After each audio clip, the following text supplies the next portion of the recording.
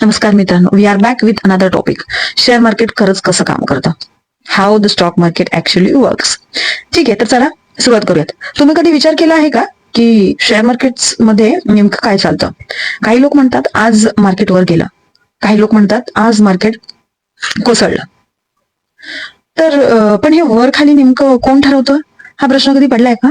कंपनीचे शेअर्स विकत घेतल्यावर आपण खरंच काय विकत घेतो, असे काही वेगवेगळे प्रश्न येतात का? जसं आणि काही लोक शेअर मार्केट मधून करोडपती कसे बनतात. आजच्या व्हिडिओमध्ये आपण अगदी सोप्या भाषेत समजून घेणार आहोत की शेअर मार्केट खरंच कसं काम करतं. तर चला पाहूयात, शेअर म्हणजे काय. ठीक आहे, अनेक नवीन बिगिनर्स ट्रेडर्स असतात, त्यांना खूप उत्सुकता असते की शेअर म्हणजे काय. ठीक आहे, आता मोस्टली सर्वांना माहितीच असतं की शेअर म्हणजे एक कंपनीतला छोटासा मालकी हक्क. समजा तुम्ही एखाद्या कंपनीचा एक शेअर विकत घेतला तर त्या कंपनीचा एक छोटासा भाग तुमच्या मालकीचा झाला. उदाहरणार्थ रिलायन्स इंडस्ट्रीजचे शेअर्स तुम्ही घेतले तर तुम्ही त्या कंपनीचे छोट्या प्रमाणात भागीदार बनता. तर कंपनी चांगली कामगिरी करत असेल तर तिची किंमत वाढू शकते आणि तुमच्या शेअर्सची किंमत वाढू शकते. ठीक आहे, हे एक बेसिक आपण नॉलेज ज्याला म्हणतो ते प्रथम एक बिगिनर्सला असतात असं मी कन्सिडर करते. ठीक आहे, नेक्स्ट, कंपन्या शेअर्स का विकतात हा एक प्रश्न जो मला नेहमी पडायचा की का विकतात. समजा एखाद्या कंपनीला नवीन फॅक्टरी उभारायची किंवा व्यवसाय त्यांचा वाढवायचा आहे, त्यासाठी मोठ्या प्रमाणात पैशांची गरज असते. अशा वेळी कंपनी काय करते, लोकांकडून पैसा उभारण्यासाठी शेअर्स विकते आणि यालाच आपण काय म्हणतो, आयपीओ म्हणजे इनिशियल पब्लिक ऑफरिंग म्हणतात. ठीक आहे, तर जेव्हा कंपनी सर्वप्रथम सर्वसामान्य गुंतवणूकदारांना शेअर्स उपलब्ध करते तेव्हा ती शेअर बाजारात इंट्रोड्यूस होते किंवा सूचीबद्ध होते. ठीक आहे, नेक्स्ट, शेअर्सची किंमत वर खाली का होते, हा एक मेजर प्रश्न की शेअर्सची किंमत वर खाली का होते, महत्वाचा प्रश्न आहे. तर शेअर्सची किंमत मुख्यतः डिमांड आणि सप्लाय यावर अवलंबून असते.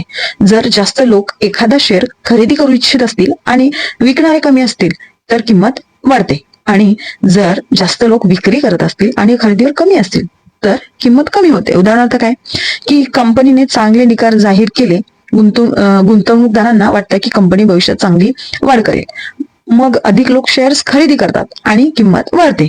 तर दुसरीकडे वाईट बातम्या आल्यास किंमत घसरू लागते, मे बी घसरू शकते.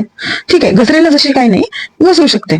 ठीक आहे, तर पुढचा पॉईंट काय आहे की शेअर मार्केटमध्ये व्यवहार कसे होतात. ठीक आहे, व्यवहार कसे होतात हे पाहूयात की आजच्या काळात सर्व व्यवहार ऑनलाईन होतात.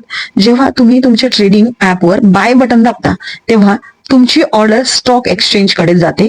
भारतामध्ये मुख्यतः दोन मोठे स्टॉक एक्सचेंज आहेत, national stock exchange and Bombay stock exchange. ठीक आहे, शॉर्ट फॉर्म मध्ये एनएससी आणि बीएससी. इथे खरेदीदार आणि विक्रेते एकमेकांना भेटतात, म्हणजे काय, बाय आणि सेल करणारे.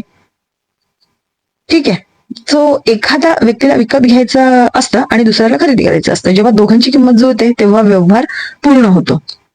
मार्केटमध्ये पैसे कसे कमवले जातात हा एक प्रश्न पडू शकतो.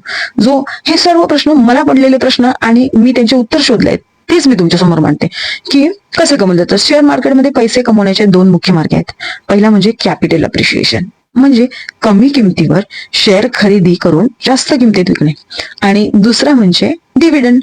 काही कंपन्या त्यांच्या नफ्याची काही भाग भागधारकांना देतात, यालाच डिव्हिडंड म्हणतात. म्हणूनच अनेक गुंतवणूकदार दीर्घकालीन कालावधीसाठी चांगल्या कंपनीमध्ये गुंतवणूक करतात.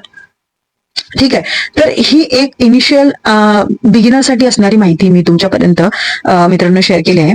तर मित्रांनो, शेअर मार्केट हे कोणतं गॅम्बलिंगचं घर नाहीये. ठीक आहे, हे एक असं व्यासपीठ आहे जिथे कंपन्या भांडवल उभं करतात आणि गुंतवणूक दात्या कंपन्यांच्या वाढीत सहभागी होतात. जर तुम्हाला शेअर मार्केट समजून घ्यायचं असेल तर सर्वप्रथम डिमांड, सप्लाय, कंपनीचा व्यवसाय, रिस्क मॅनेजमेंट समजून घ्यावा लागेल. व्हिडिओ आवडला असेल तर लाईक करा, चॅनलला सबस्क्राईब करा आणि कमेंटमध्ये सांगा की तुम्ही शेअर मार्केटमध्ये गुंतवणूक करता की ट्रेडिंग. ठीक आहे, तर हा एक माझा जर्नी मधला महत्वाचा स्टार्टिंगचा भाग जो मला खूप अत्यंत क्युरिओसिटी क्रिएट करायचा, हा भाग मी तुमच्याकडे मांडला आहे, जो की एखाद्या बिगिनरला बिगिनर ट्रेडरला पडलाच पाहिजे प्रश्न, हे बेसिक प्रश्न आणि ही बेसिक माहिती असलीच पाहिजे. म्हणून मी प्रत्येकाला असं उत्सुक करत नाहीये की ट्रेडिंग करा म्हणून, पण ट्रेडिंग करायची असेल तर हे बेसिक नॉलेज, ज्या पण सायकोलॉजीच्या गोष्टी मी माझ्या व्हिडिओच्या माध्यमातून आणायचा प्रयत्न करते.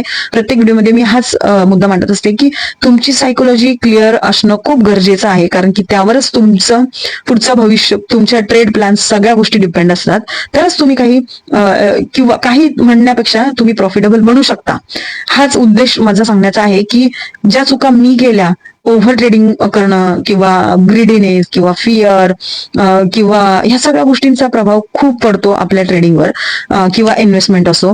या अजून मी खूप काही व्हिडिओज आणणार आहे, तर त्यामध्ये ओव्हर ट्रेड का करतो किंवा का करू नये हे सांगणार आहे. मी तुम्हाला कॅन्डलस्टिक वगैरे काही शिकवणार नाहीये, स्ट्रॅटेजी शिकवणार नाही किंवा काही शिकवणार नाही. मी फक्त सायकोलॉजीवर काम करते आणि सायकोलॉजी खूप क्लिअर असणं गरजेचं आहे. हाच माझा उद्देश यापुढेही राहणार आहे आणि माझा उद्देश हाच असणार आहे शेवटपर्यंत, की तुम्ही तुमच्या सायकोलॉजीवर 100% काम करणं खूप जास्त गरजेचं आहे.